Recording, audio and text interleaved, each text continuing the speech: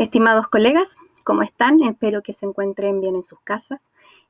Como se darán cuenta, estamos en modo teletrabajo, ¿ya?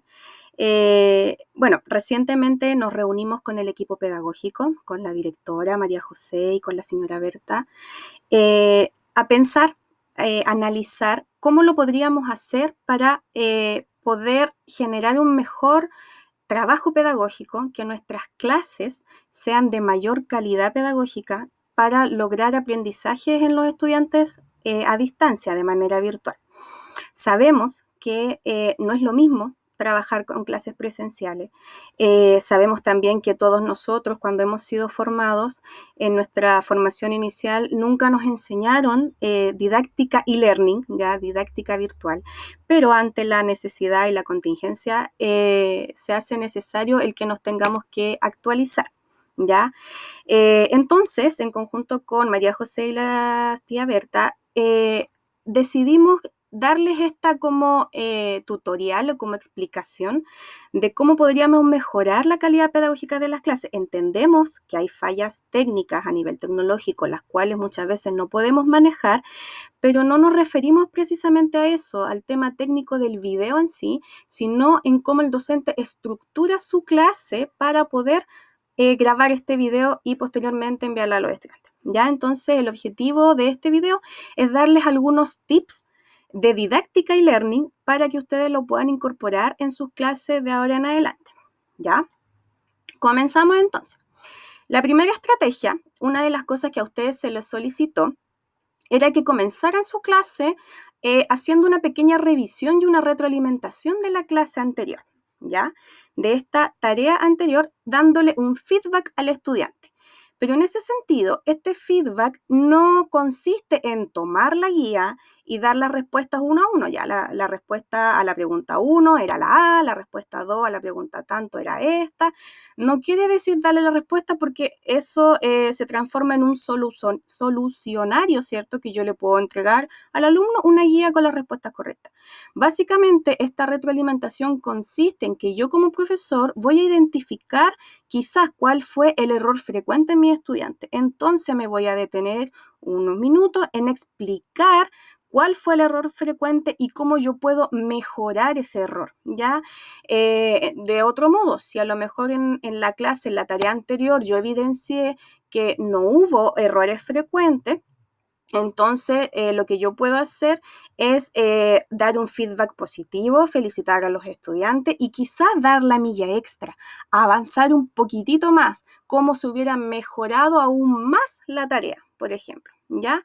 Eso consiste básicamente en lo que sería la retroalimentación, que no quiere decir ir revisando paso a paso la guía o la tarea que yo le di, sino hacer es como un pequeño cierre de clase anterior, ¿ya? Bueno, otra de las cosas que ustedes tienen que tener en consideración al momento de grabar su clase virtual es que tienen que aplicar algo que seguramente ustedes recuerdan. Les voy a hacer la pregunta. ¿Recuerdan lo que es el DUA? Apuesto que sí, ¿cierto? Bueno, ustedes tuvimos una capacitación acerca del DUA. Y la idea es que justamente podamos aplicar estos principios a distancia también, ¿bien? Comenzamos entonces con lo que sería esta ruta de aprendizaje o lo que habíamos denominado en su momento como el menú, ¿cierto? Donde el estudiante al iniciar la clase para poder obtener formas de compromiso de parte de él, yo primero les voy a indicar el objetivo, ¿sí? Que es lo que vamos a lograr con la clase. Voy a realizar una activación de conocimientos previos, voy a presentar el contenido X, después este otro contenido, hacer un ticket de salida, tareas al hogar, etc. Entonces, yo elaboro una ruta de aprendizaje y yo al estudiante se la presento de manera tal para poder anticiparlo que lo que va a ver en esta clase online en este caso, ¿ya? Una tercera estrategia didáctica sería entonces activar conocimientos previos. Luego de que yo haya presentado esta ruta de aprendizaje al estudiante, yo puedo realizar distintas preguntas donde voy a entrar a activar conocimientos previos. De repente lo puedo contextualizar en lo que estamos viviendo ahora, en tiempo de pandemia. Ya va a depender del contenido, qué estrategia yo puedo usar para poder activar estos conocimientos previos. Pueden ser preguntas muy simples o contextualizando elementos a la vida cotidiana, ¿ya? Una cuarta estrategia didáctica tiene que ver en cómo yo presento el contenido a los estudiantes, ¿ya? No es lo mismo que yo les muestro un PowerPoint lleno de información donde lo que tenga que hacer prácticamente el profesor es leer lo que ya está en el PowerPoint, ¿ya? Porque si no, para eso yo simplemente le envío el PowerPoint. Entonces, lo que se espera al yo elaborar un video de una clase es lo siguiente. Primero, punto número 1. No abarcar tantos contenidos en la misma clase, ya estos videos deben ser breves y tenemos que ir de un contenido a la vez. Lo que sí es importante, presentar un contenido, pero dar la posibilidad de profundizar en ese mismo contenido para poder verlo desde diferentes aristas, ¿ya? Luego, la idea es que podamos ejemplificar, reforzando el mismo contenido, para dar más posibilidades a los estudiantes en esta comprensión. Luego, la idea es que yo formule preguntas las cuales deben promover el desarrollo del pensamiento en nuestros chicos. Ya algo tan simple en cómo formular una pregunta para que los chicos puedan pensar, ¿ya? Y quedan ahí como ya motivados y que su cerebro empiece a trabajar. Y por último, tiene que ver con apoyar este contenido que yo les estoy entregando, en este caso puede ser una diapositiva, con información visual atractiva y clara, ¿sí? Con letra llamativa, con letra clara, grande, incorporar imágenes, incorporar esquemas, puede ser gráficos, mapas conceptuales, ¿ya? La idea que lo que yo estoy diciendo verbalmente esté expuesto en un PowerPoint mediante imágenes, mediante esquemas gráficos, no mediante texto, porque para eso yo lo estoy diciendo, ¿cierto?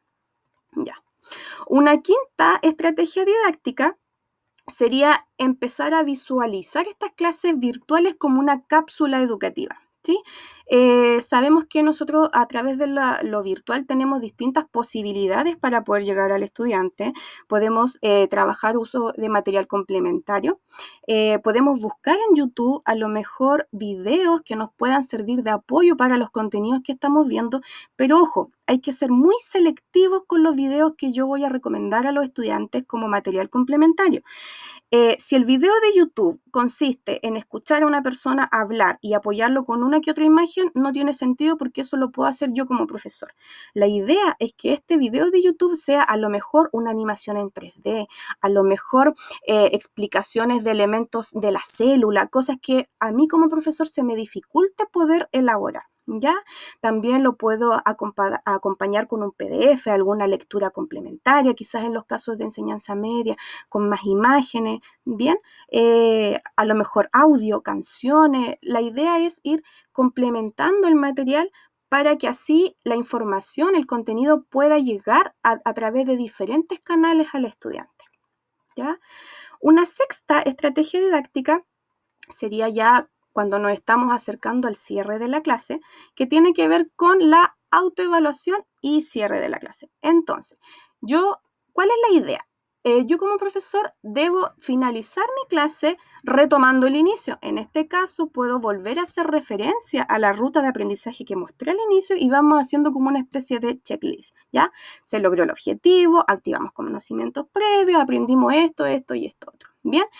Luego, la idea es promover una autoevaluación a través de pequeñas preguntas reflexivas para el estudiante o el tan conocido y clásico ticket de salida, donde el estudiante de manera breve, sencilla y rápida va a registrar o a lo mejor ni siquiera registrar o a lo mejor solamente lo va a pensar en cómo poder hacer este como cierre de información, qué fue lo que aprendí o qué cosa no aprendí, qué me faltó por visualizar de mejor manera, ¿ya? Tenemos entonces ahora la séptima estrategia didáctica que tiene que ver ya con las tareas que yo le voy a dar al estudiante. ¿sí? Una vez que yo haya presentado mi clase, ¿cierto? Los contenidos, haya hecho el cierre que corresponde a los contenidos que estamos trabajando, la idea es que yo les presente cuál es la tarea. Y en esta tarea, una de las cosas muy importantes es que tiene que ser una tarea desafiante. Primero, tenemos como base que las tareas deben ser considerando los textos de estudio, porque es lo que tenemos de manera impresa, de manera tangible para los estudiantes y porque además está ahí contenido el currículum nacional y son las orientaciones que nos han llegado de manera ministerial. Sin embargo, yo puedo completar esas tareas de los textos con distintas tareas, distintas acciones de corto aliento en la cual el estudiante se vea involucrado de otra manera. Pensemos en lo mucho que nos cuesta motivar a los estudiantes cuando estamos en clases presenciales, cuánto más aún debe costar la motivación cuando están en la casa, cuando no nos ven, cuando no tienen al compañero, cuando están sentados frente a un computador o están solamente leyendo un libro. Ya es algo complejo. Entonces, ¿cómo lo podemos motivar en estas tareas? Que el estudiante quiera hacer estas tareas es a través de actividades un poquito más desafiantes. De repente puede ser que los chicos tengan la posibilidad de crear un cómics y le envían fotografías al profesor de ese cómics, que elaboren mapas mentales, que puedan graficar de manera pictórica algún contenido X, a lo mejor vincularlo con actividades domésticas en la casa, en matemática, que los chicos cuenten la loza, no sé, cosas que tienen que ser muy contextualizadas y entendiendo que el estudiante las tareas las va a realizar en la casa con los recursos que tenga disponibles. En el área de las ciencias, que observen las plantas que tengan disponibles, si tienen alguna mascota, todo dentro de las posibilidades de lo que nos pueda ofrecer en este caso lo que sería la virtualidad, ¿ya?